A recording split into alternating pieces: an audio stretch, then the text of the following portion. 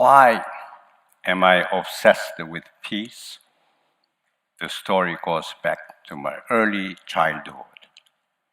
In China, I was born there to Korean immigrant parents. At that time, Mao Zedong and Chiang Kai-shek were seriously committing themselves to a civil war. In that war, in the absence of sophisticated weapons, they used sickles, machetes, bamboo spears to tear apart one another's stomach, one another's bellies. It was gruesome, incredibly inhumane scenes. I raised the question to myself, why are they like that? Why do they kill each other like that? Then soon I found myself in Korea, where my parents moved back at the end of the Second World War. In Korea, I found myself in the middle of yet more brutal warfare for 3 years. It's called the Korean War. There were massive airstrikes producing mounds of human bodies. I had to live through each day for 3 years. That's why I became enormously obsessed with peace. I thought someone like me must do something about it. Came to the United States, tried to find the ways. It's not easy. But it's so important for us to know where we are. Today, killings happening all over the world. This time, using much more mechanized tools like precision-guided missiles, even drones, much dehumanizing killing itself. In the name of collateral damage, we have a mass number of innocent people are being slaughtered. Why are we doing that? The question has never been answered to my satisfaction until today. We are like this. We kill each other because of the common disease all of us are infected by, and that is the disease called development. Development is a global, universal disease. Everyone is addicted to that. What is it? Development is all about money, all about accumulating monies more than your neighbors. When you have more money, you feel like you're in a position of domination, control, and power. That's why we are trying to get there, and social competition is intense. You have to win, otherwise you might die, because losing is worse than death in this environment. That's why we're killing each other. So here, look at the cases like South Korea.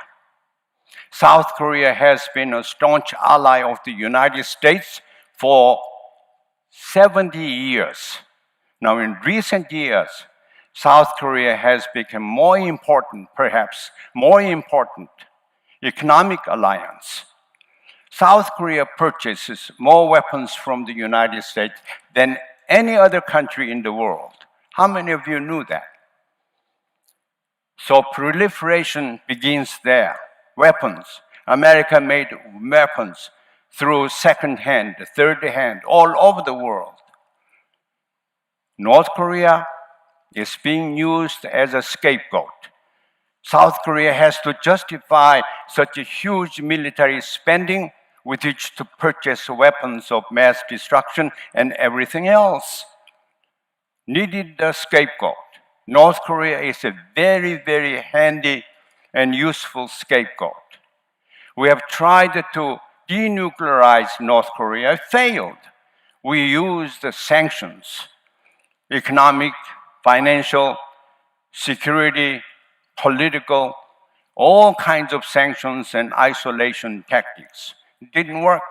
North Korea has become a nuclear state. It has scores of weapons, and we expect North Korea to have more than 100 nuclear bombs within short 5-6 years. We failed denuclearizing North Korea. Why?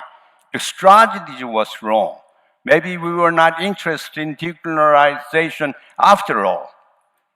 We enjoyed North Korea being very nice scapegoat to justify military spending in South Korea and in the United States. So the result is proliferation of weapons. North Korea is in fact succeeded in being de facto nuclear power. More than that, North Korea is selling weapons all over the world. How many of you knew that North Korea is weapons exporter? North Korea sells scores of missiles, short-range missiles especially. The market is huge. So here, weapons proliferation by the United States, good guys, by bad guys like North Korea. They're exporting weapons all over the world. The world is saturated with weapons. If you have money, you don't have the whole lot of money. There are second-hand, third-hand weapons all over the world. And in the process, the economy of global society has made the world distributive injustice in that you have a polarization of wealth. Those people who are in the wrong end of the polarization, they experience dehumanization, ridiculed, politically isolated, marginalized their life condition is. So many of them want to get out of that, and many of them want to do something about. They become revolutionaries. There is the nursing ground for terrorism and terrorists. Once terrorists are formed, they have a social media, they have a structural violence, they have a lot of people struggling in the poverty zones in the world. So here we don't seem to have a way of dealing with the growing terrorism. We don't have a recipe, nor do we have tools to work with. The toolbox called the security paradigm is exhausted. Use the economic, political, propaganda means, all that didn't work, will not work. We need new way of doing things. We need to have a new toolbox. It's called the peace paradigm. What is peace? Peace is not the absence of conflict. I can say it again. Peace is not the absence of conflict, nor is it ceasefire. Peace is harmony. Harmony is oneness made of diversity. If you have uniformity, only one instrument, you cannot have orchestra.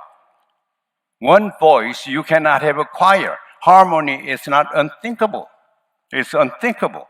Here you have diversity as a prerequisite condition for peace. It's good to have diverse civilizations, diverse cultures, political ideologies, institutions, even ways of life. It's beautiful to have diversity. In the name of development, in the name of civility, we try to make all the world the same. One size fits all. Try to make a uniform, homogeneous global society. It's wrong, misguided. Because of that, we're killing each other like mad. How can we make a peace out of diversity? Through communication. Communication and dialogue. Communication is the exchange of ideas, values, beliefs, and norms, convictions, rather than just the exchange of facts. Through communication, we enhance mutual understanding. In fact, understanding is the goal of education, the purpose of education. It's not agreement, it's not consensus what you want. Through communication, we get to know each other very well. We become more aware of the fact that the world is diverse. I may represent one aspect of the diversity, so I become more humble. The virtue of humility will set in peaceful world. Communication, exchange of ideas, dialogue. When people get together for so-called forging peace, negotiated settlement, they don't talk, they don't dialogue, they don't exchange different values. They try to expand their sphere of their size of the cloth. One size fits all. How can we promote this communication capability? Through education. We have to redefine, in a way, the function of education to be enhancing communicative capability. Through the education of total personhood, body, mind, spirit, and soul, all these different properties of mankind can be enriched and promoted. Thus, they can communicate better. In the end, education will produce a person that can be more capable of communicating and thus part of the harmonious whole. If we can do that, we have tomorrow, we have the future, not only for us, but for our future generations. In the end, in peace, we can live together. In security, we die separately. Thank you.